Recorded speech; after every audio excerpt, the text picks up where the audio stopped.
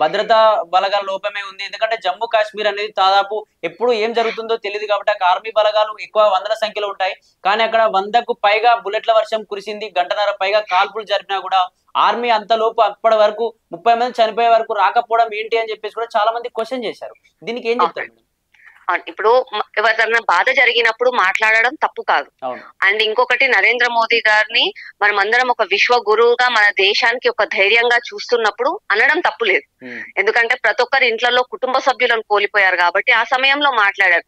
అంతేకాని దాని తర్వాత నరేంద్ర మోదీ గారు చేస్తున్న పనులని మనం వెనకలుండి ఒక సిఏ విషయంలో గాని, ఎన్ఆర్సి విషయంలో గాని సివిడో సెక్యులర్లు అందరూ కూడా ముందుకొచ్చి మన దేశ రక్షణ ముఖ్యము, మన దేశ పౌరులు మనకు ముఖ్యము, పాకిస్తాన్ అవన్నీ తర్వాత సంగతి, అరే పిండికే గతి లేని వాళ్ళు ఈ రోజు మన భారతదేశంలోకి వచ్చి చంపుతున్నారు అని అంటే వాళ్ళకి ధైర్యం ఎవరు కల్పిస్తున్నారు? మన భారతదేశంలో ఉంటున్న మమతా బెనర్జీ లాంటి వాళ్ళు, ప్రకాష్ రాజు లాంటి వాళ్ళు, స్టాలిన్ లాంటి వాళ్ళు, అఖిలేష్ యాదవ్ లాంటి వాళ్ళు, రాహుల్ గాంధీ లాంటి వాళ్ళు, వీళ్ళే సివిడో సెక్యులర్ పేర్ల మీద ఆ రోజు సిఏఏ ఎన్ఆర్సి తీసుకొస్తామంటే తీసుకురావద్దు అని చెప్పి రోడ్ల మీదకి బ్యానర్లు పెట్టుకొని వచ్చిన వాళ్ళు ఈ రోజు ఎందుకు మళ్ళా అదే బంగ్లాదేశీయులు వస్తున్నారు, వాళ్ళు వస్తున్నారు, పాకిస్తానీ వాళ్ళు వస్తున్నారు, నరేంద్ర మోదీ నువ్వు ఏం చేస్తున్నావు అని అంటే ఆ రోజు మేము చట్టం తీసుకొని వస్తాం, మీరు ఎందుకు పాటించలేదు? ఈ రోజు కూడా వక్ఫ్ బోర్డ్ లో సవరణ చేస్తున్న చట్టం తీసుకొని వస్తే రాష్ట్రంలో ఉన్న ప్రతి ఒక్కరు పాటించాలి. అయినా కూడా మమతా బెనర్జీ ఏమంటది, ఒక చట్ట సభలలో నిర్ణయించిన చట్టాన్ని మేము పాటించమని చెప్పి ధైర్యంగా చెప్తుంది. ఇక్కడ హైదరాబాద్ లో ఉన్న ఓవైసీ ఏమంటాడు, పేపర్లను చెప్పేసి మేము ముస్లింస్ ని దీన్ని వ్యతిరేకిస్తాము. అరే నువ్వు ముస్లిం అయినా హిందూ అయినా ఏదైనా సరే నువ్వు ఉండేది భారతదేశంలో, భారతదేశంలో చేసే చట్టం ప్రతి ఒక్కరికి చెందుతుంది, నువ్వు ప్రతి ఒక్కరు పాటించాల్సిందే. ఈ రోజు ఓవైసీ అంటాడు, అరే నరేంద్ర మోదీజీ ఆ పాగే బడో హమ్ తుమారే సాథే ఆ పచ్చాకియా అది అని మాట్లాడతాడు. మళ్ళీ నీ చుట్టుపక్కల ఉన్న హైదరాబాద్ లో ఉన్న ఉగ్రవాదులను నువ్వు ఎందుకు పంపించలేకపోతున్నావు? ఇప్పటికీ కూడా ఫేక్ సర్టిఫికెట్లు, ఫేక్ ఆధార్ కార్డులతోటి చాంద్రాయన్ గుట్ట, ఓల్డ్ సిటీ, బడంగ్పేట్లలో మనుషులు ఉన్నారు, రోహింగ్యాలు ఉన్నారు అని చెప్పి మేము చెప్తున్నాము. మళ్ళీ నువ్వు రేవంత్ రెడ్డికి చెప్పి చిత్తశుద్ధితో నువ్వు ఎందుకు చెప్పట్లే? ఈ రోజు పాకిస్తాన్ ముర్దాబాద్ అంటున్నావు, మళ్ళీ పాకిస్తాన్ ముర్దాబాద్ అన్నోళ్ళని తెచ్చి నీ చుట్టుపక్కల ఎందుకు పెట్టుకుంటున్నావు? అట్లా మన దేశంలో ఉన్న ఈ గుంటనక్కలను, మన దేశంలో ఉన్న దేశద్రోహులను కూడా మనలాంటి వాళ్ళందరం కూడా ప్రయత్నించి పోలీస్ కంప్లైంట్లు కలెక్టర్లకి వాళ్ళకి ఇచ్చి వాళ్ళందరినీ కూడా తరిమేయాలి.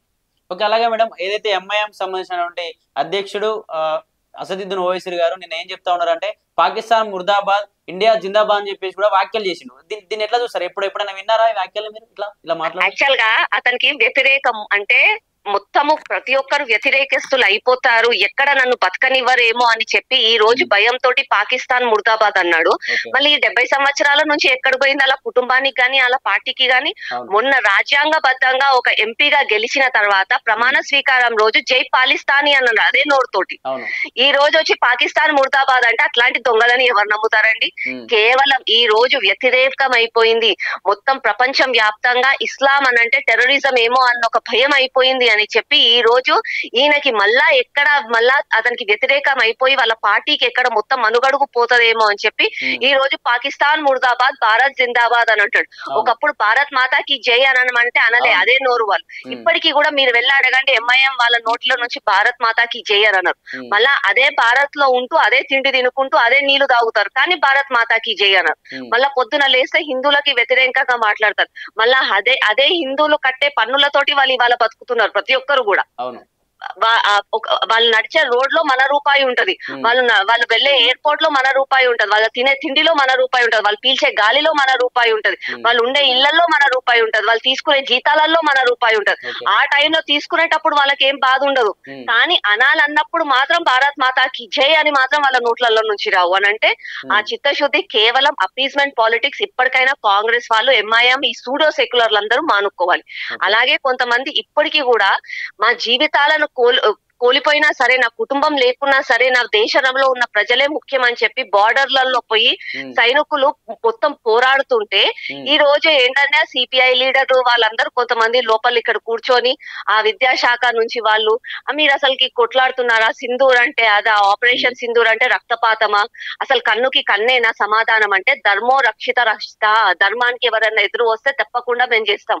ఆ రోజు హనుమంతుడు ఎలాగైతే సీత కోసం లంకని కాల్చాడో అట్లాగే ఈ రోజు మన భారతదేశ ఆడపిల్లల కోసం అవసరమైతే పాకిస్తాన్ ని అన్నిటినీ కూడా కాలుస్తాం, కానీ మన దేశంలో ఉన్న ప్రతి ఒక్కరిని కూడా సంరక్షించుకుంటామని చెప్పి ఈ రోజు ఇండియన్ ఆర్మీ చేస్తున్న దానికి మనం ఒక పౌరులుగా మనం గన్ను పట్టుకొని పోయి వాళ్ళతో పోరాడని అవసరం లేదు. ఒక పౌరులుగా ప్రతి ఒక్క నిమిషం జై హింద్, మీ వెంబడి మేమున్నామనే ధైర్యం చూపిస్తే చాలు.